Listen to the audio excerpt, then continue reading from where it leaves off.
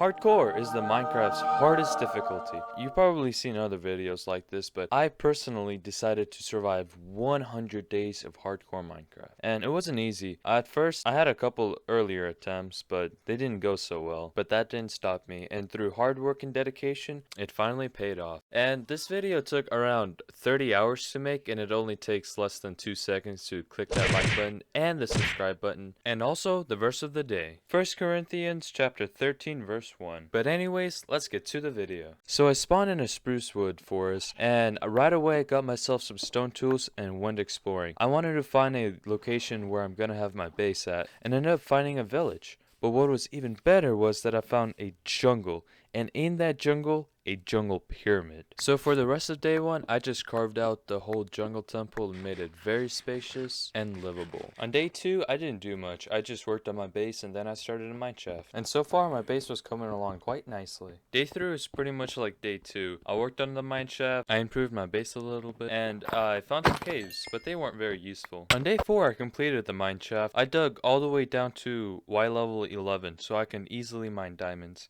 And then I chopped trees. And then all of day 5, I was clearing up the area around my base. I didn't want to give the creeper a chance to sneak up on me. I cleared up a little bit on half of day 6, and then I got some bamboo and made some scaffolding. And I made this elevator from the first floor to the basement. It didn't look so great, but you know, I'm not going for looks right now. And then I went mining. And day 7 was the day of breakthrough. The day I found diamonds.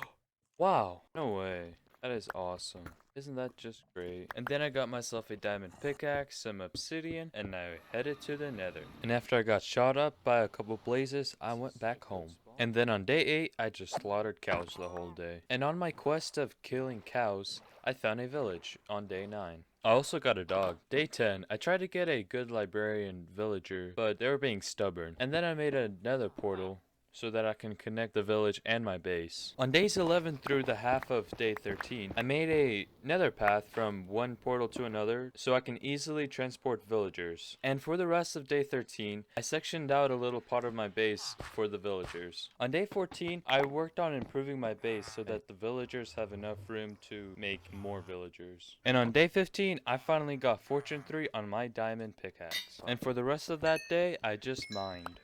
And then I mined all through day 16. And then all of day 17, I collected wool from the sheep so that I can make more beds for my villagers. And then I expanded their little section. On day 18, I finished building their little section, and I built a sugarcane farm. On day 19, I just traded with the Fletchers to get a ton of emeralds, and I mined a little bit, nothing too special. And on day 20, I finally made a storage room. On days 21 through 25, I just worked on improving my base. And so far, my villagers are looking pretty good. On day 26, I went out and got the necessary materials you need to cure a zombie villager. To be honest, there's probably a better way to do this, but my method was shoving 3 villagers in a enclosed space and just shoving a zombie in there with them. It was not effective. And on day 28, I cured the villagers. Why this was not effective was because one of the zombie villagers turned another villager into a zombie that just became a villager. And to be honest, it was just pure chaos. And from 4 villagers, only 2 survived. Don't do my method. Day 29, all I did was trade a little bit, I did some enchanting, and then I hatched out a plan of what to do next. Day 30, my plan was to make a whole different section of my base into cured zombie villagers and just get a ton of emeralds. So I started off with building a nice little space so there was enough room for me to stuff a ton of villagers in. I finished the build on day 31 and started my next step. And this little place, what I'm building right now, is where I'm gonna keep a zombie. I then connected a railroad system from the new part of my base all the way to the zombie and through my storage and all to my villagers. Day 33, I got some more materials for my potion of weakness and I went mining. I mined a little bit in day 34 and then I got some librarians. On day 35, I did some chores and then I continued to get some more librarian villagers. Day 36, I found some more diamonds. Day 37, I finally got a zombie. I called him Steve. Day 38. This is probably the most action I've had in one day. day. So this is what I did. Since I never done this before, I only got 3 villagers, turned them into zombies, and then cured them. I didn't really understand the whole concept of this. I just know it decreased the amount of materials that the villagers take in. So I thought that was pretty cool. And me trading clay with masons was my strategy. Day 39 was when they actually got cured. And I saw an opportunity to get a lot of emeralds. So I just did a ton of digging for clay and a ton of trading. And all I did on day 40 was just dig clay. And then I just messed around for the next 2 days.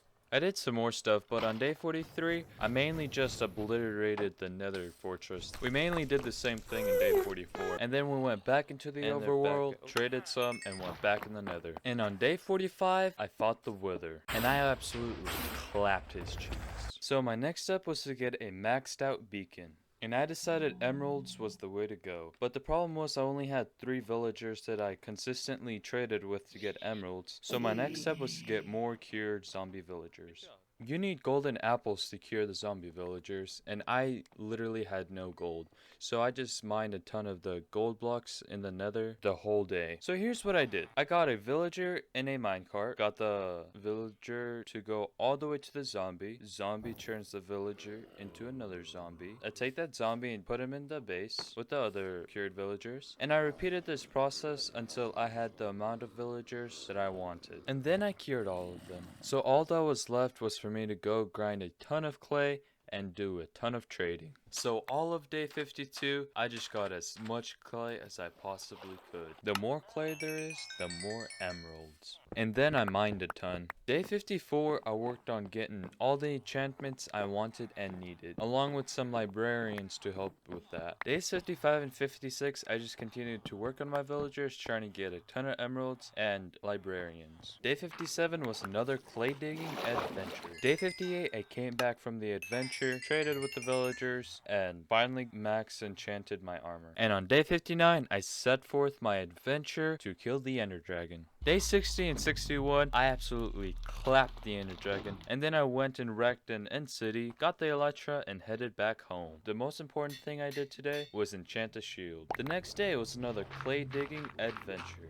And the day after that, yeah, I dug a lot of clay. I still didn't have a fully maxed out beacon, so that's all I worked on for the next 2 days. And on day 67, I finally did it. On day 68, I went out and got myself a couple axolotls, cause I wanted to make an axolotl army. Then I built an aquarium for them. And on the next 3 days, I just worked on getting a ton of fish so I could breed the axolotls and get an army. I've been playing Minecraft for a while now, and I never made a creeper farm. So all of day 72, I got all the materials that I needed to make this awesome build. And then for the next 11 days, all I did was work on this build. This was the coolest thing I've ever built, and I'm honestly very glad I did it. Look how awesome it looks. And for the rest of the day, I just AFK'd. I wanted to see how much gunpowder I could get. And then I went back to working on my axolotl farm, and I got a ton of tropical fish. And I made more axolotls. And for 86, I just got axolotls and AFK'd a little bit. It was getting kind of boring doing this over and over, so I wanted to go raid an ocean monument. So on day 88, I set forth my adventure. I literally flew over 40,000 blocks. It took me 6 days to figure out that ocean monument was level 4. So then I stopped by a village, got another ocean monument map, and literally it was less than 1,000 blocks away. And to make it even worse, the video footage for that got corrupted, so I'm just gonna draw it out for you. So here's what happened. I got to the ocean monument and I absolutely wrecked it. That's all you need to know. And then I tried to get a trident, but I wasn't very lucky. And then I decided to go back home, and that took another hot minute. Look at that, I got to day 100. And I gotta say, it was pretty fun doing this. And of course, can't celebrate this unless you got some fireworks. Well, this was my try in 100 days, and I thought it was pretty fun, so, thank you for watching, subscribe, give a like, and hope to see you next time.